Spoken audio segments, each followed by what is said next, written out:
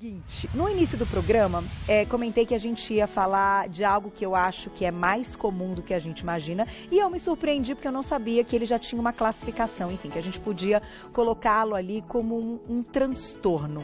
A gente vai falar do transtorno do pesadelo. Olha que interessante, vai pensando aí como que você tem acordado, o que acontece de madrugada, seu marido ou se o seu companheiro, enfim, alguém que está ali ao seu lado já relatou alguma coisa durante a madrugada. Eu vou apresentar aqui as nossas convidadas, pneumologista do Instituto do Sono, doutora Luciana Palombini, bem-vinda. Obrigada. E com a gente a Patrícia Arruda, criadora de conteúdo, que vai contar um pouquinho da história dela ligada a esses pesadelos. Bem-vindas. Obrigada. Vamos fazer o seguinte, nós vamos para um rápido intervalo. 2 minutinhos eu tô de volta. Eu quero ouvir a sua história. Relate, conte aí qual é, enfim, né, como é que você tem acordado, se de fato esse é um tema que tem acontecido bastante na sua vida. 2 minutinhos, eu tô de volta. De volta com o nosso Você Bonita. A gente descontraiu bastante durante o intervalo, mas o nosso papo é sério, porque a gente vai falar do transtorno do pesadelo. Doutora, eu vou apresentar mais uma vez com a gente hoje a doutora Luciana Palombini, pneumologista do Instituto do Sono. Bem-vinda. Obrigada. Eu não tinha a menor ideia que tinha uma classificação. Então, na minha cabeça, o pesadelo é algo até normal e acontece com todo mundo. Aham. Queria que você comentasse um pouco quando então se torna um transtorno. Sim, então realmente está dentro da classificação internacional dos distúrbios do sono, né? O transtorno do pesadelo. E a definição, na verdade, não é pela frequência, é mais pelo impacto. Então, na definição do distúrbio, ele não diz quantas vezes por semana, mas o quanto isso estressa a pessoa. Então, a definição é, sim, um sonho com esse conteúdo pesado, que assusta, atrapalha por um determinado período, mas que dá consequências. Aquilo causa um estresse na pessoa. Tá. Então, realmente, um pesadelo, de vez em quando, todo mundo tem, é normal, ok. Pesadelo frequente, importante, a ponto que está atrapalhando a vida da pessoa em diferentes aspectos, é o transtorno do pesadelo. E merece atenção e tem que ser investigado. Sim, tem que ser investigado e tratado. Aí a gente vai ouvir um pouco da história, então, da Patrícia Arruda, que é criadora de conteúdo. Ela tem pesadelos com frequência. Bem-vinda. Conta um pouco, como é que é assim, como é que você descreve os seus pesadelos? Vamos entender aí, até para juntar com o que a doutora comentou. Normalmente são em picos de estresse, né? Tanto emocionais quanto de trabalho. E são coisas muito presenciais quando eu acordo, né? Já cheguei a acordar com meu esposo dizendo que eu estava chorando. E eu com uma sensação muito ruim, né? E você dormindo. E eu dormindo. E dependendo, né, do nível do pesadelo, como perseguição, situações de perigo, eu fico pensando naquilo o dia inteiro. Ah, você acorda, você lembra dele exatamente como foi? Lembro. E muitas vezes eu quero tentar dormir para poder, de repente, né, puxa, eu preciso ver até onde isso vai acontecer. Mas eu fico realmente com aquela sensação de que realmente aconteceu, né, corpo dolorido. Né? O corpo dolorido. Isso, chorando, né? Normalmente essas situações de perigo. Mas isso é quando tem picos de estresse ou muito trabalho ou realmente o emocional. Doutor, e aí?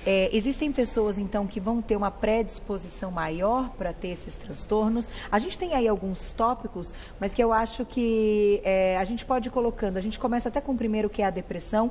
Não quer dizer que todo mundo que tem depressão vai ter, mas qual o gatilho aí disso? O pesadelos entra dentro de parassonias na classificação do sono, que é o seguinte, se sabe hoje que existe uma predisposição, alguns marcadores genéticos não bem definidos, mas talvez exista uma tendência genética, mas o importante é o ambiental, ou seja, é a experiência de vida, são as vivências, são como ela trabalhou as vivências até agora, é o equilíbrio emocional, isso é muito importante, né? Então, na hora da gente tratar os pesadelos, existem diferentes maneiras, né? Existem medicações que acalmam o estresse, né? A pessoa que acorda com um pesadelo muito assustada, muitas vezes aumenta a pressão arterial, tem dor no peito, ataque do pânico e tal.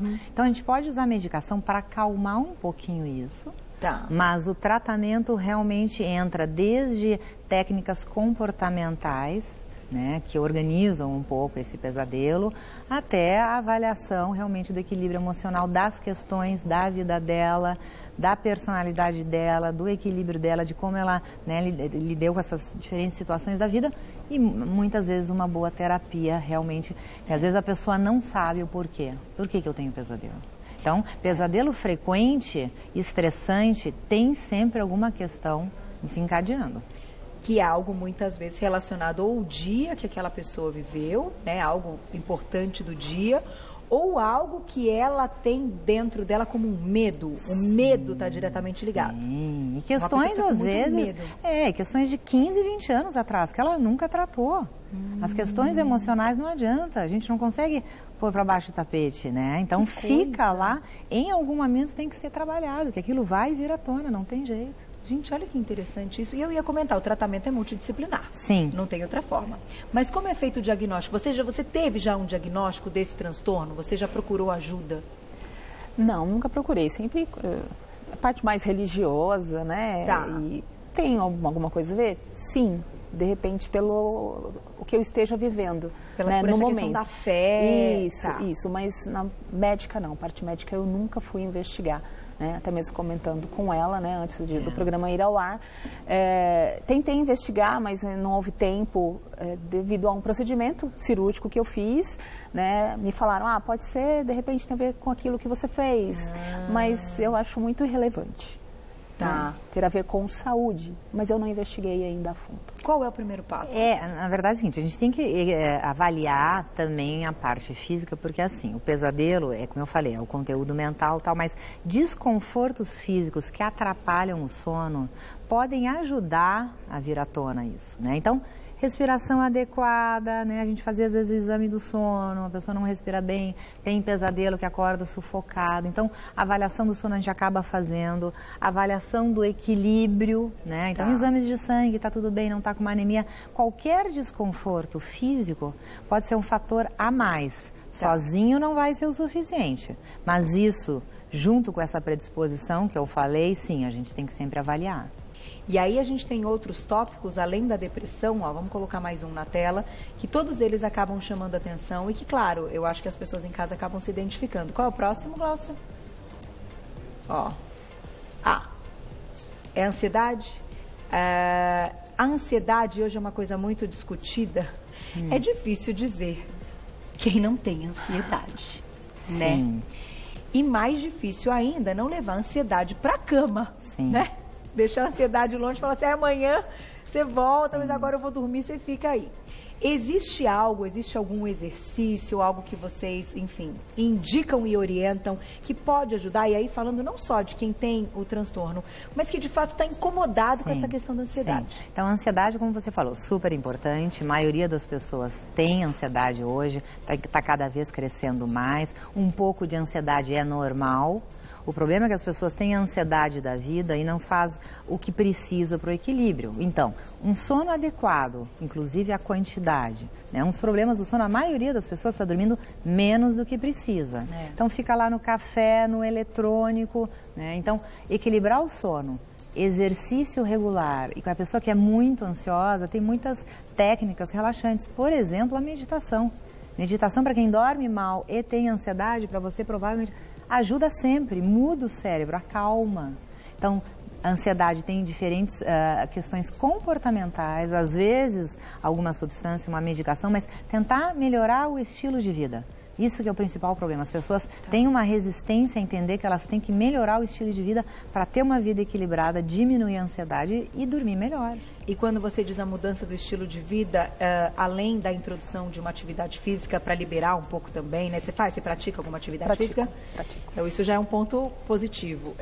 Você acredita que o lance da alimentação hoje, muitas vezes, um autocontrole ligado ao trabalho, porque a gente e isso eu digo, eu acho que quase todos os programas, quem assiste o programa todo, a cobrança hoje é muito grande. A nossa, com o nosso trabalho, com como a gente está entregando tudo isso, e a cobrança que a gente tem, claro, de quem nos contrata para executar o trabalho. Então, os fatores ambientais para a ansiedade estão aumentando. o medo, a violência, a instabilidade, a competitividade profissional, você tem que ser melhor, existe uma pressão brutal, cada vez maior. Então, eu sempre falo, tem essa pressão crescente, então a gente tem que equilibrar para aguentar tudo isso. Então, as pessoas às vezes vêm no consultório, estou cansado, dorme tarde, toma café, não faz um exercício, né? Não faz nada para relaxar, a vida toda desequilibrada, fuma ainda cigarro. Eu digo, não é o problema, são os estresses, a vida é estresse. O problema é você tem que equilibrar essas outras coisas, senão descompensa mesmo. Fica né? difícil. Fica né? impossível, fica impossível. Você tem alguma coisa que te estressa muito? Assim, o que hoje te causa muito estresse? Assim, meu tempo é bem regrado. Eu acordo muito cedo e vou dormir muito tarde. Então, eu trabalho com evento, aí eu chego em casa correndo, cuidar de casa, de cachorro, de marido, esperar o marido chegar e assim.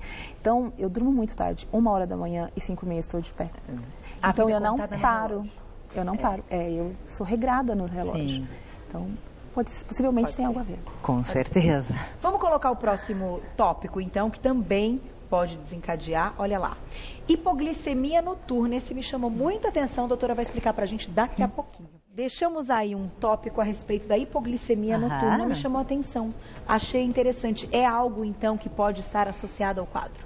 Como eu falei, assim, qualquer desconforto que atrapalhe o sono pode ajudar a desencadear. Então, o sono a gente tem que estar confortável. Então, a questão da hipoglicemia é muito relativa e individual. Por exemplo, dietas, né? Dieta da proteína corta o carboidrato, jejum intermitente. Eu sempre falo, depende, calma. Para algumas pessoas isso vai gerar estresse. Para algumas pessoas a falta do carboidrato à noite, que a gente precisa para serotonina, para acalmar o sono, vai atrapalhar muito o sono. Então, você tem que ver. Você fez a dieta, tal, muda. Se isso melhorou, para você isso é importante, pode afetar sim. E até a escolha desses alimentos também antes de dormir. Sim, né? Sim. Desculpa, Glaucia, tem perguntinha? O último gatilho na tela, então. Dá tempo da gente falar de todos. Olha lá. Parkinson. Daqui a pouquinho a gente vai fechar com a sua experiência, tá? Uhum. E aí, doutora? Aí também um sono atrapalhado e doenças médicas, doenças neurológicas, atrapalha o sono, sim, lógico, né? O paciente com Parkinson é uma doença complicada, gera diferentes estresses, né? Acaba afetando o funcionamento do sistema nervoso central. Então, aí tem que melhorar bem tanto a parte de medicação específica, como esses cuidados de higiene de sono. Lógico, essa é uma pessoa que vai exigir um cuidado um pouco a mais. Então, como eu falei, tentar ter os horários adequados, ter um quarto escuro, ser silencioso, não estar com fome, tudo para acalmar as coisas, para ter um sono adequado. Ter uma rotina. Rotina fundamental, né? E que respeite o sono. Um dos problemas é que hoje as pessoas não valorizam o sono. No caso, você tem uma rotina, mas você dorme pouco. Muito pouco. Pois é. É que ela, assim, tem pessoas que a vida não permite, né? Então, eu sempre falo, a pessoa às vezes vem, realmente, tem que tentar ver. Bom, é impossível, agora, às vezes, um cochilinho durante o dia, 15 minutinhos para algumas pessoas ajuda muito. Então, tem que tentar adequar, né? Pode ser uma boa. Sim. A gente tem uma perguntinha, olha lá, quem escreveu pra gente na tela. Obrigada, Aline, um beijo pra você. Meu filho acorda muitas vezes dizendo que teve pesadelo. Senta na cama e até mesmo chora algumas vezes. Ele é ansioso e sonâmbulo. Como poderia ajudar, sendo que ele tem apenas 5 anos? Ai, Aline, o João também tem 5 anos. Quando cai na questão de filhos, a gente se atrapalha mais ainda, né, para resolver. A gente fica ali, coloca outro coração, né, junto. E aí, as crianças também podem ter na criança é até mais frequente. Na criança é até tão frequente que é quase normal esperar até a fase adulta. Agora, o que acontece? Você tem que acalmar as coisas. Então, agitar muito a criança passando por um estresse, uma respiração inadequada, conflitos, tudo isso ajuda a desencadear. Então, assusta muito a mãe, né? Tem diferentes técnicas comportamentais, tem alarmes que tem para acordar a criança antes, para não ter o medo, mas o ideal é acalmar as coisas. Existe medicação também, mas para a criança a gente tenta evitar, né? Então, ela fazer uma boa avaliação para ver se não tem nada de desencadeante. No dia, na vida, na rotina da criança, na rotina do sono da criança. Conversar com professores muitas vezes, né? Ela está passando por alguma coisa, então ela tentar acalmar, em geral, a da criança vai diminuindo, tentar acalmar um pouco as coisas que vai diminuindo com o aumento da idade. Muito bom, é verdade. Fechando com a sua história. Vai pedir ajuda, agora sim você viu que é possível, doutora já está vendo uma luz no fim do túnel, né? Sim, com certeza. Eu vou procurar ajuda, porque o meu sono, eu acho que ele é precioso. Eu tento tirar alguns minutinhos do dia, no almoço, para dormir, aonde quer que seja. As pessoas ficam impressionadas que eu sento e durmo. Não, hoje você veio, você não está fazendo outras coisas, você pode aproveitar o dia de hoje, né? Com certeza, eu vou aproveitar e vou estudar mais e cuidar mais disso. Tá aí, eu quero agradecer todo mundo que mandou mensagem, vou fazer um agradecimento à doutora Luciana, o site sono.org.br, que tem outras informações também tão importantes, hein, gente? Falar de sono hoje é praticamente tudo, é fantástico esse assunto, sono.org.br. Um agradecimento à Patrícia Arruda, que é criadora de conteúdo, Instagram, blog Patrícia Arruda, tudo junto, blog Patrícia Arruda.